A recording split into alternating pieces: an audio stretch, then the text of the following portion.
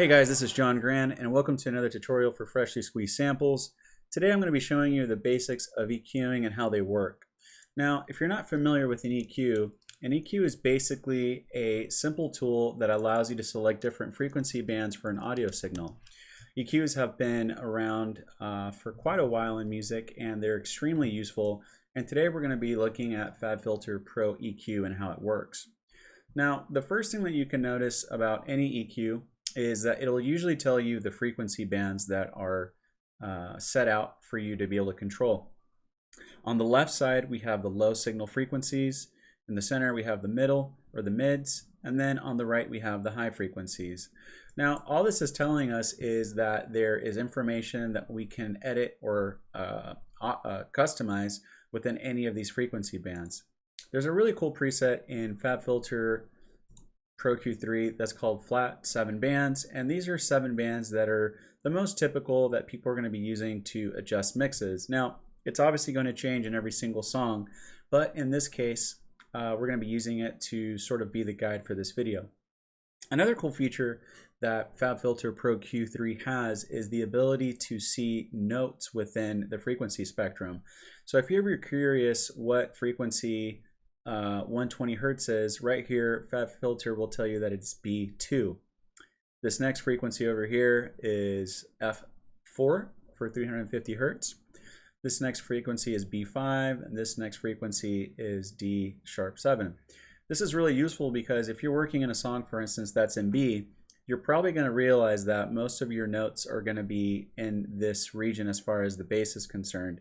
If you have some high notes, then you might want to move over to your to B over here, and that's probably where some of your high frequency notes are going to be.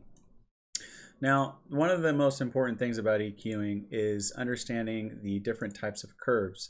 Now, the ones most typically used are the ones called low cuts and high cuts, or some people might call them low pass or high pass.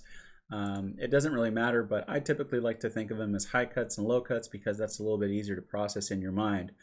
But essentially what a low cut does is it lets you control how much low-end information is coming in through your signal. So let's take this demo here, for example. I've just loaded up a couple of samples from our good friend Dave Parkinson's, who made a sample pack called Freshly Squeezed Samples Future Progressive House. And actually no, it's called Progressive House something. I don't know. We'll have to look it up and put a link in the description, but let's go ahead and hear what that sounds like.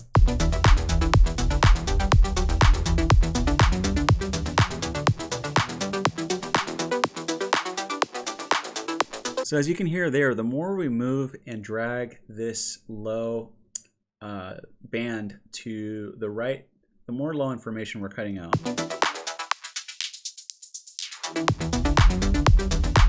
Conversely, if we're on this side and we change this to a high cut, right, then we're going to have the opposite effect where we're actually going to be reducing the amount of highs.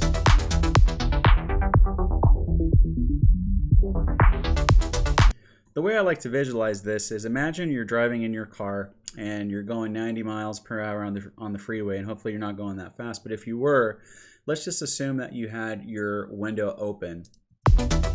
And then little by little you were starting to roll up your window.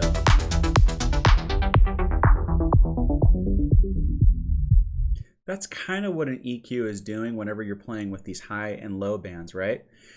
These are the frequencies that we're going to be cutting out and removing from our tracks, from our instruments, or whatever.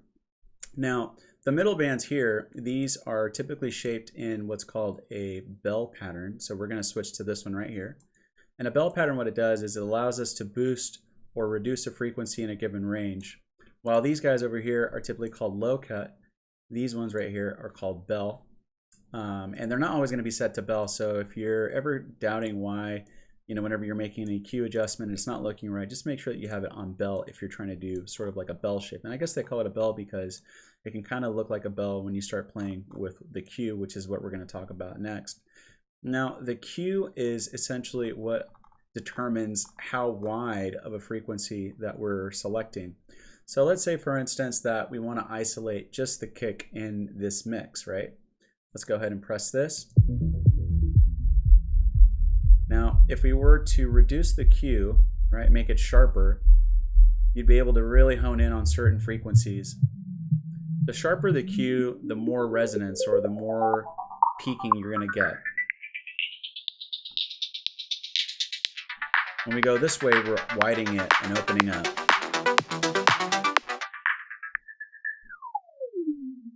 Now, you may have seen videos where people use this type of curvature to listen to frequencies that are resonating too much, or sometimes people might use this to cut. But for the purposes of this video, we're really just going to talk about how we can use these curvatures to accentuate and create more emphasis on specific frequencies. So let's say for this one right here, I wanted to bring up the low end on these two channels. We know that the low end is going to be somewhere in this area, right? We already mentioned that the low end usually resides anywhere between 200 hertz down to about 30. Anything underneath 30 is typically considered to be subsonic or unlistenable to the human ear, but you can still feel it. So you don't necessarily always have to cut at 30, but just to let you know, typically sounds under this spectrum right here are inaudible to the human ear, but are still able to be felt by your body. So let's just say we wanted to bring up the low end a little bit. What we can do here is start off with like a 3 dB boost, then listen to how that sounds on and off.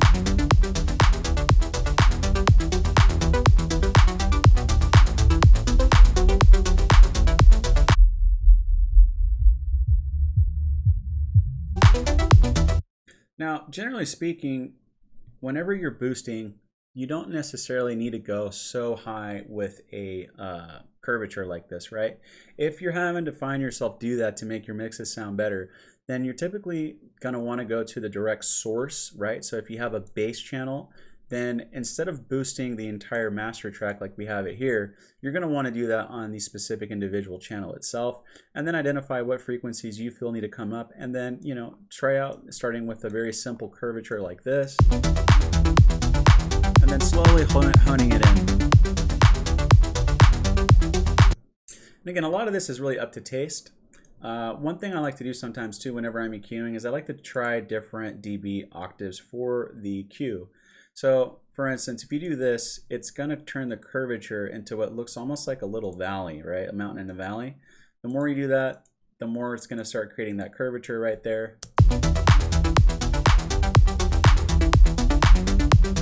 And one thing to keep in mind though is that when you're doing that, you know, you have to be careful with how much of the dB that you're doing on the curvature of the cue, because the more squared looking like this, the more unnatural it's going to sound. You might run into phasing issues. And so I typically like to start off with like 12, 24 is usually a nice one. And then if you want to kind of experiment with sound design, sure, you can go up to 96. But generally speaking, for mixing, you don't really want to stay too far outside of 12 to 36 dB. And that's essentially how you do the low end. And then let's talk a little bit about the high end. It's pretty much the same thing.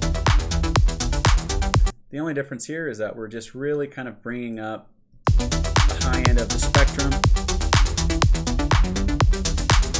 This is the area where a lot of times if your tracks sound muddy or they don't have a lot of clarity, this is an area that you can experiment with to kind of bring out some of the air quality of your tracks.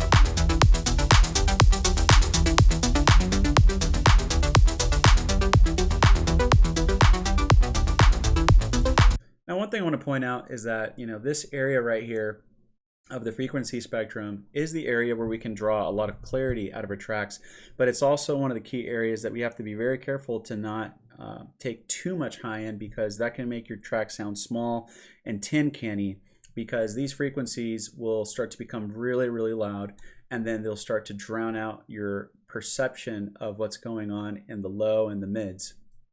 Now, let's go ahead and listen to the mids and what that sounds like. Oh, and we need to switch that over to a bell-shaped curve, so let's go ahead and do that.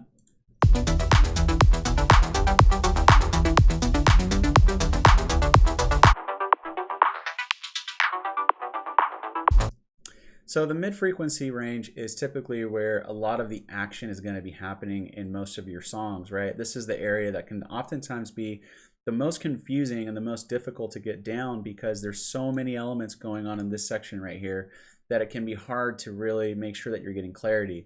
And oftentimes, one of the best things that you can do in this region is not necessarily boost it, but rather cut elements.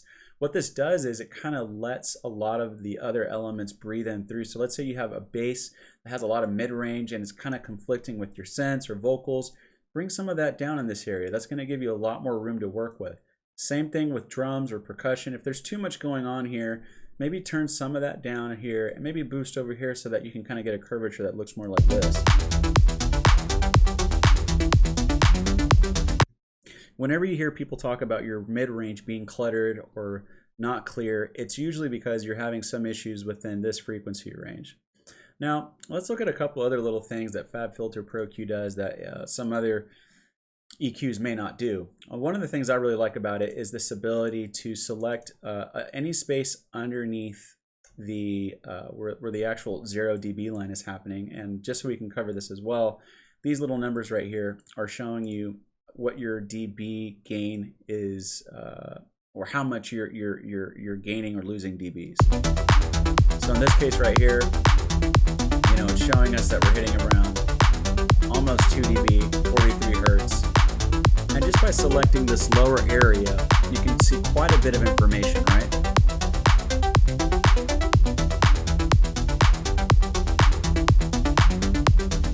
And when we hold this area down and don't move it, the EQ graph is going to show us different little resonant frequencies. And resonant frequencies are sort of like these little peaks and valleys that you can see where they're kind of going up. And FabFilter is just trying to tell you, hey, look, there's a pretty big peak here. Maybe you might want to look at that. And in a lot of situations, it doesn't really matter. But if you're trying to do a really surgical mix and you're trying to really identify where things are going wrong in your mix, this can be super helpful. Another thing that FabFilter Pro Q can do that's really cool is the ability to freeze the spectrum. So let's say you just wanted to get a general idea of what the curvature is of your track. We can just let this play.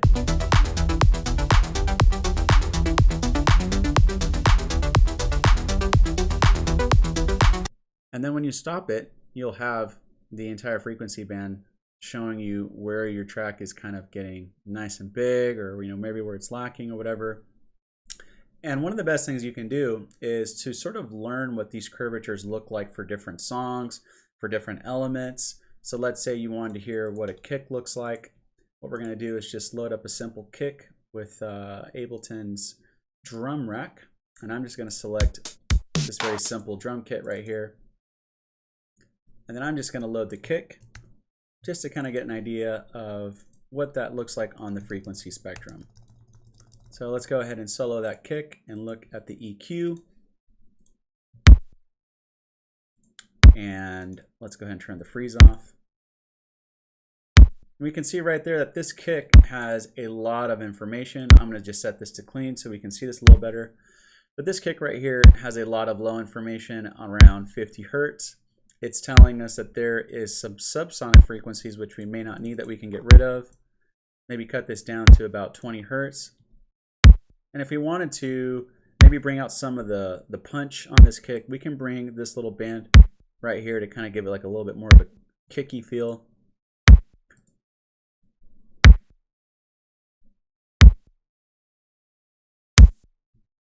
Right there on this section, you'll hear a little bit more air and noise.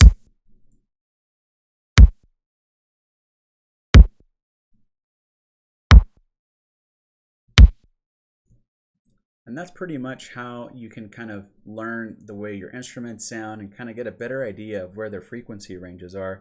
You can also click on the keyboard and then click this to see what note your kick is hitting.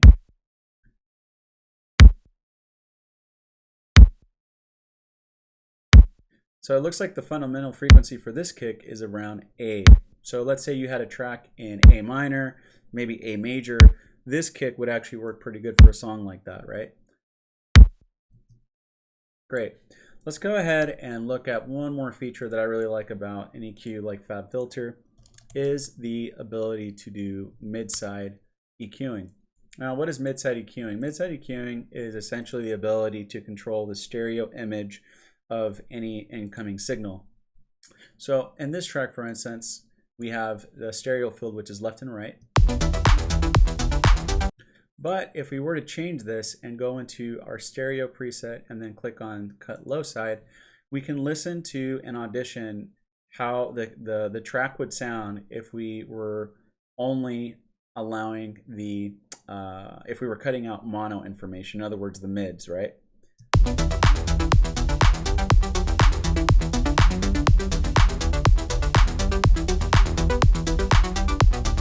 So what is it doing? Or sorry, what is this doing? Essentially what it's doing is everything in this area over here is going to be stereo information, hence the S. And then anything on this area over here is going to be in the mid or the mono, okay? So what we're doing here is we're essentially cutting out all this information to be stereo, only stereo over here, and everything over here is going to turn into mono. So watch.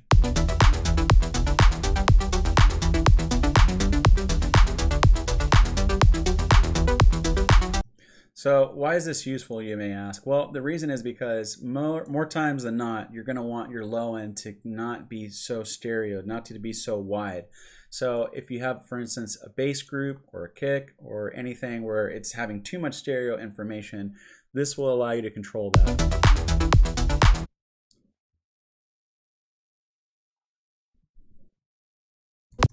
And so we're essentially splitting these two bands, right? We're leaving this area over here to really have all the mono information controlled, and we're leaving this area to kind of be the stereo. Now, one thing you can do as well is if you want to accentuate the stereo even more, you can actually use this almost as like an EQ, but instead what you're doing is you're boosting the stereo signal of these frequencies. So let's go ahead and listen what that sounds like.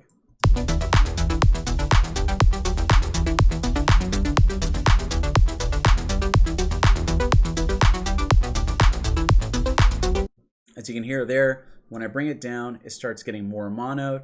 When I bring it up, it starts becoming more stereo and more wide. Now, as a good rule of thumb, I don't try to do a whole lot of mid-side to the tracks or the master tracks. I typically leave that up to the engineer. But let's say, for instance, you have a group of percussion that is very, very dull and it's very monoed, and you kind of want to bring them out to the sides a little bit. This would be a really good technique for that.